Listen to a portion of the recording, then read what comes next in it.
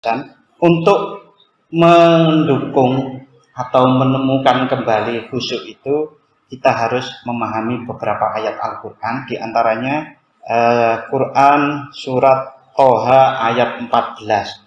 Di situ disebutkan wa aqimis sholata lidzikri. Jadi sholat itu adalah untuk mengingat Allah, ingat Allah. Tentu kalau seseorang itu mengingat Allah itu sedikit, maka pengagungannya terhadap Allah mungkin juga sedikit. Kalau seseorang itu mengenal Allah hanya sebatas hafalan sifat-sifat Allah maupun asma-asma Allah yang 99 itu, ya sebatas itu. Maka semakin seseorang itu mengenal pendalamannya terhadap Allah, mengenal secara lebih mendalam kepada Allah, maka ingatnya semakin mendalam. Hal itu dalam kehidupan kita sehari-hari, seperti saya mengenal si A, tapi saya mengenal si A itu hanya sekedar nama. Maka yang saya ingat terhadap si A itu adalah nama. Tapi kalau saya mengenal si A dengan profesinya, maka saya akan lebih lanjut, lebih mendalam dengan profesinya. Kalau saya mengenal si A itu lebih mendalam dengan sifatnya, dengan sikapnya, mungkin dengan kedermawanannya, dengan kemurah senyumannya, dengan dia sangat empatik, simpatik kepada orang lain, maka semakin dalam saat saya mengingat orang itu, maka saya semakin mengingat banyak hal. Begitu juga kita mengingat Allah, itu semakin dalam pengenalan kita kepada Allah, maka yang kita ingat kepada Allah semakin mendalam. Contoh, Allah Subhanahu wa Ta'ala itu Ar-Rahman. Pemahaman kita terhadap Ar-Rahman apabila hanya sekedar hafalan bahwa Ar-Rahman itu adalah yang Maha Kasih, tentu waktu kita mengingat Allah itu tidak mendalam. Nah, berbeda kalau kasih Allah, Ar-Rahmannya Allah, itu selain kita hafalkan, juga kita pahami secara akal kita tafakuri secara mendalam, bahkan pernah kita kontekskan, kita hubungkan dengan kehidupan kita sehari-hari. Ternyata di kehidupan kita sehari-hari itu kalau bukan kasih sayang Allah, tidak mungkin saya bisa seperti ini. Maka pengenalan itu waktu kita ingat, maka kita bisa menangis, kita bisa kagum, kita bisa mengagungkan, mungkin kita juga bisa malu, mungkin juga kita bisa takut. Sholat sebagaimana di ayat 14 surat Toha tadi, wa aqimis sholata lidzikri, dirikanlah sholat untuk mengingat Allah, maka bisa jadi sholat yang dilakukan oleh orang-orang yang pengenalan terhadap Allah lebih mendalam, maka akan memunculkan rasa pengagungan, rasa takut, rasa malu, rasa haru, dan seterusnya. Oke, hadirin jamaah rahimakumullah. Selain ayat 14 surat Toha tadi, untuk menemukan kembali khusyuk yang hilang, itu kita bisa pahami dari surat Al-A'raf ayat 204. Wala takum minal ghafilin. Di dalam ayat ini itu adalah semakna dengan di ayat 14 surat Toha tadi. Wala takum minal ghafilin itu adalah artinya, dan janganlah kalian itu termasuk golongan orang yang lalai. Contoh orang yang lalai itu adalah umpamanya waktu dia harusnya ke pasar tidak jadi berangkat ke pasar, atau waktu kerja tidak berangkat kerja, lalai dengan kerja, lalai dengan dia ke pasar. Lalai terhadap apa? Lalai terhadap Allah, sebagaimana saling mendukung dengan ayat yang tadi, wa aqimis sholata lidzikri, dirikanlah sholat untuk mengingatku. Lah, kelalaian mengingat Allah itu akan mengikis kekhusyukan itu. Hadirin jamaah rahimakumullah, di antara ayat yang lain, ayat yang ketiga yang saya sebutkan di sini, untuk menemukan kembali rasa khusyuk kita atau menemukan kembali bisa jadi, atau menambah kekhusyukan, menambah itu bisa kualitasnya, bisa durasinya.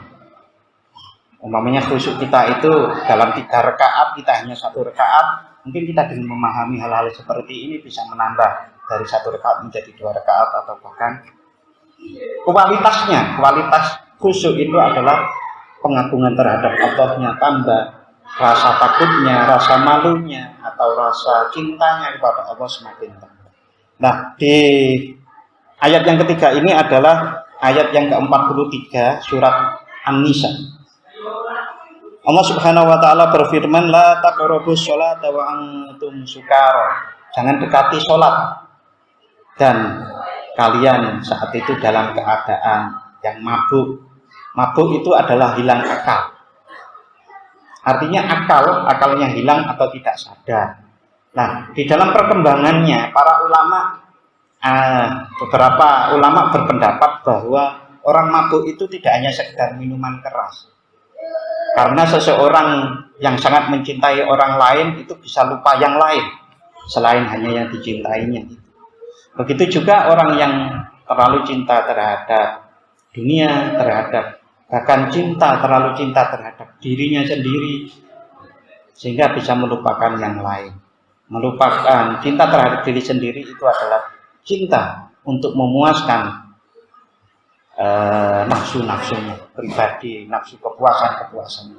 Nah, itu tentu bisa menghilangkan rasa khusyuk itu. Nah, untuk menemukan kembali, maka kita harus mengurangi mabuk, baik itu mabuk secara harfiah, mabuk minuman keras, ataupun mabuk dengan diri sendiri, mencintai sesuatu, mencintai dunia dan yang lain-lain. Kita harus seperti itu. Hadirin jamaah rahimakumullah, untuk memperjelas ayat-ayat Al-Quran, paling tidak ada 3 di sini. Itu kita kembali pada ayat 55 surat Al-Mu'min tadi. Jadi Rasulullah pada awalnya diperintahkan untuk sholat. Di ayat ini disebutkan wastaghfir lidzambika wasabbih bihamdi rabbika. Ini adalah inti dari sholat itu. Sholat itu adalah memohon ampun kepada Allah. Yang pertama, wastaghfir lidzambika itu wasabbih, dan wasabbih itu subhanallah. Subhanallah itu mengagungkan Allah. Intinya seperti itu. Jadi sholat itu selain mohon pengampunan kepada Allah, juga mengagungkan Allah, bihamdika rabbika, dan juga memuji Allah. Jadi ada 3 hal itu di dalam sholat yang bisa kita lakukan, yaitu sholat itu sebagai permohonan pengampunan atas dosa-dosa kita, lalu mengagungkan Allah dengan bertasbih, bagaimana kita ketahui kalau kita rukuk maupun sujud baca tasbih, lalu memuji Allah itu alhamdulillahirabbil alamin, ataupun sami Allahu liman hamidah. Bahkan Allahu Akbar yang kita ulang-ulang itu sendiri adalah pengagungan kepada Allah Subhanahu wa taala. Jadi ada 4 ayat yang bisa kita gunakan, kita pahami untuk menemukan kembali maupun menambah rasa khusyuk kita di dalam sholat. Nah, hal ini bisa dipahami kembali lebih mendalam menurut saya kalau kita bisa memahami sabda Rasulullah Shallallahu Alaihi Wasallam. Rasulullah Shallallahu Alaihi Wasallam bersabda, Allah tidak memandang sholat, Allah tidak memandang atau menilai sholat orang yang hati dan badannya tidak hadir menghadap kepada Allah. Kita sholat seperti ini, jamaah bersama-sama itu kan menghadap kepada Allah. Tetapi hati kita bisa jadi tidak hadir.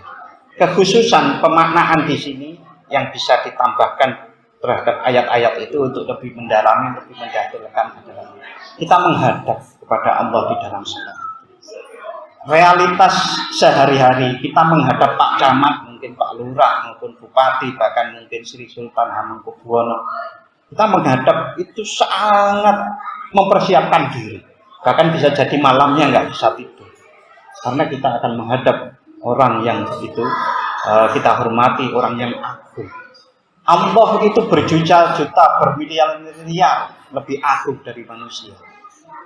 Siapapun manusia yang sangat agung, siapa? Allah lebih dari itu.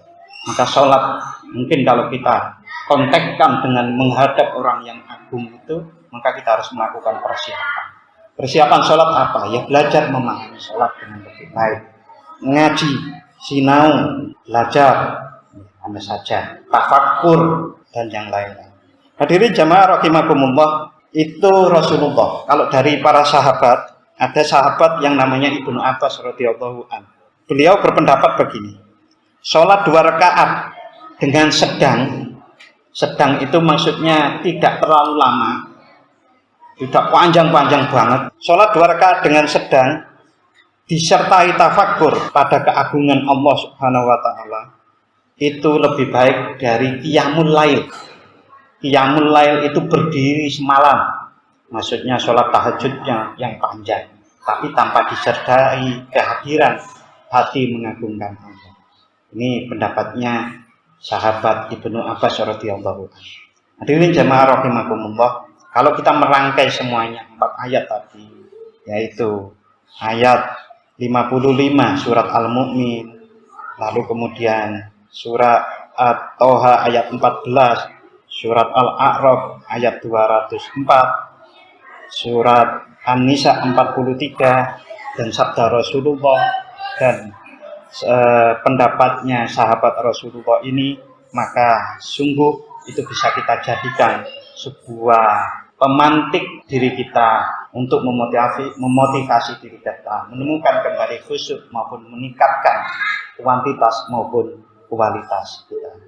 Dan itu semua tidak bisa terjadi kecuali kalau Allah menolong kita. Oleh karenanya belajar tafakkur, ibadah, amaliyah harus disertai rasa tawakal kepada Allah Subhanahu wa taala. Mudah-mudahan Allah memberikan kepada kita semuanya. Amin ya rabbal alamin.